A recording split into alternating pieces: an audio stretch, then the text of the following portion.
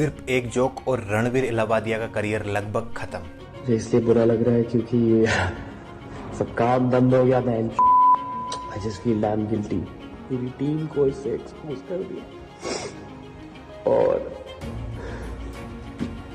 मेरी वजह से पूरा काम बंद हो गया। पिछले 2 दिन से एक बात जो पूरे इंडिया के हर एक सोशल मीडिया यूजर की फीड पर है, जिस पर एक बड़े बड़े पॉलिटिशियन, जो चाहे कोई भी हो, रूलर पार्टी से हो या फिर अपोजिशन पार्टी से, सबकी जुबान पर एक ही शब्द है, पैथेटिक। अब वैसे तो रणवीर इलाहाबादिया को सभी जानते हैं, पर जो नहीं जानते हैं उनको मैं बता देता हूँ कि रणवीर इलाहाबादिया इंडिया के नंबर 1 पॉडकास्टर है, जिसने इंडिया में पॉडकास्ट को मेन स्ट्रीम किया है, जिसके पॉडकास्ट में बड़े बड़े मिनिस्टर आ चुके हैं और जिसको कुछ समय पहले ही पीएम मोदी ने नेशनल क्रिएटर अवार्ड भी दिया था। उस बंदे ने समय रैना के एक शो पे जाकर एक कंटेस्टेंट को क्या कहा, सुनो। Your parents have every day for the rest of your life.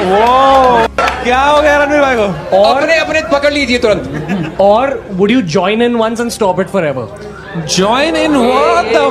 अब इस स्टेटमेंट के बाद रणवीर इलाहाबादिया को पूरे देश में हेट मिलने लगी। अब यह मुद्दा इतना ज्यादा बड़ा हो चुका है कि इसमें 2 राज्यों के मुख्यमंत्री यानी कि महाराष्ट्र और असम, इन दोनों के सीएम ने इस चीज को कंडम किया है। महाराष्ट्र और असम की पुलिस ने इसके खिलाफ एफआईआर भी दर्ज की है और अब यह मुद्दा इंडियन पार्लियामेंट में भी उठेगा। पुलिस इंडियाज गॉट टैलेंट के शो पर पहुंच गई है और वहां पर पूछताछ भी चालू कर दी है। शो के ऑर्गेनाइजर के खिलाफ भी एफआईआर दर्ज हुई है। हमारी सोसाइटी के साथ साथ रणवीर इलाहाबादिया के करियर के साथ भी थ्रेट बन गए हैं समय रैना। रणवीर इलाहाबादिया के स्टेटमेंट के बाद इतना बवाल मच गया कि खुद national commission protection of childrens right यानी एनसीपीसीआर ने खुद यूट्यूब से कहा कि इस वीडियो को प्लीज रिमूव करो, और यूट्यूब ने इस वीडियो को रिमूव भी कर दिया। अब इसमें कुछ लोगों का कहना है कि इसकी गलती है, उसकी गलती है, बट इसमें रणवीर इलाहाबादिया के साथ साथ समय रैना की भी उतनी ही गलती है। क्योंकि अगर आपको नहीं पता तो मैं आपको बता देता हूँ कि इंडियाज गॉट टैलेंट के जो शो होते हैं उनको समय रैना खुद अपने हिसाब से एडिट करवाते हैं। और इतनी भद्दी बात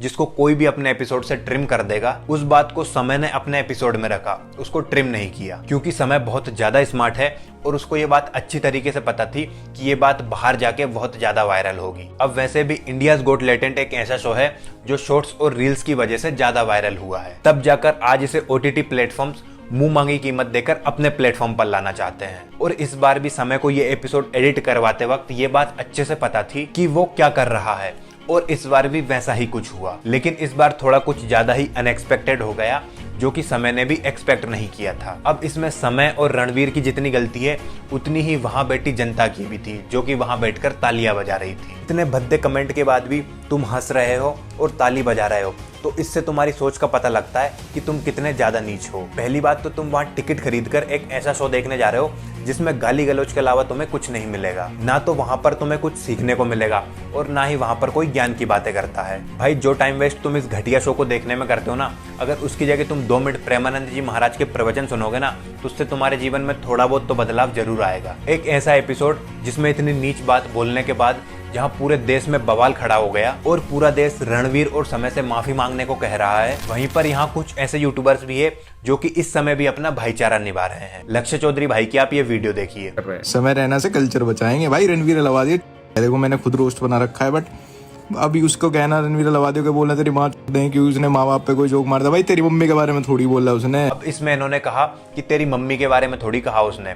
भाई अगर तुम्हारा यही लॉजिक है तो आरजेकर मेडिकल कॉलेज में हुए रेप केस में पूरे इंडिया में प्रोटेस्ट नहीं होना चाहिए था। अरे इंडिया तो छोड़ो, कोलकाता में भी प्रोटेस्ट नहीं होना चाहिए था। यहाँ तक कि लक्ष्य भाई, आपके हिसाब से तो उस नर्स के पेरेंट्स के अलावा किसी को भी प्रोटेस्ट में नहीं उतरना चाहिए था, क्योंकि तुम्हारी बेटी के साथ थोड़ी कुछ हुआ था। तुम क्यों जबरन की आवाज उठा रहे हो? और आपके जो ये दोस्त है हर्ष डाका, इन्होंने भी तो वीडियो बनाई थी कोलकाता रेप केस के ऊपर। फिर तो इनको उस टाइम पर वीडियो भी नहीं बनानी चाहिए थी, क्योंकि इनकी बहन बेटी के साथ थोड़ी कुछ हुआ था।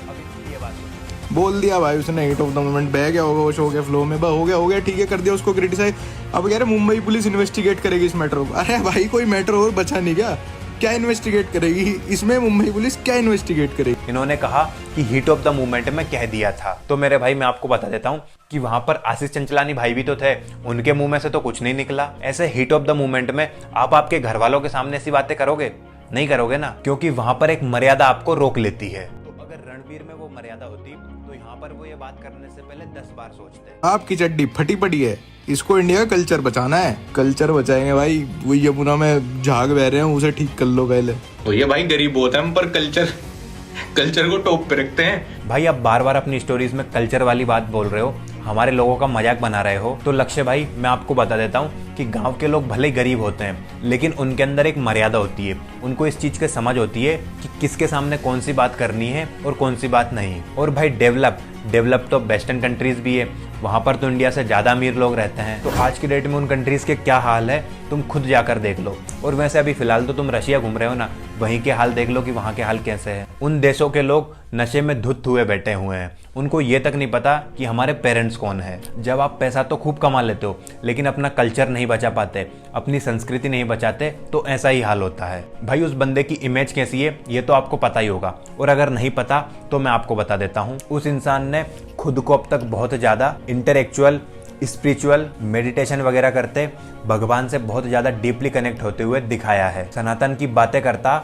और बड़े बड़े लोगों के साथ पॉडकास्ट करता, और उसके पॉडकास्ट में हर एक बड़ा आदमी आता था। तो सोचो सिर्फ एक शब्द की वजह से उस बंदे की पूरी इमेज खराब हो चुकी है। और समय भाई आपसे बस एक रिक्वेस्ट है कि इस शो को आप खुद ही बंद कर दो तो ज़्यादा बेहतर रहेगा, वरना जनता तो फिर करवाई देगी। अब मेरे हिसाब से तो ये शो उसी दिन बंद हो जाना चाहिए था जिस दिन एक लड़की ने अपने कपड़े आपके शो पर सबके सामने फाड़े थे और आप वहाँ बैठकर बेशर्मों की तरह हंस रहे थे। खैर आपने तो ये तक बोल रखा है कि आपके शो पर अगर कोई भी शूट करेगा तो उससे भी आपको दिक्कत नहीं होगी। अगर कोई हमारे शो में आके शूट करना चाहता है, अगर आप जानते हो कोई ऐसा हो, प्लीज भेजो उनको भाई, बहुत मजा आएगा, माँ कसम भाई पूरा इंटरनेट फट। मुझे ये चीज समझ में नहीं आती कि ऐसे लोगों को लोग अपना आइडल कैसे मान लेते हैं। खैर आज की इस वीडियो में बस इतना ही।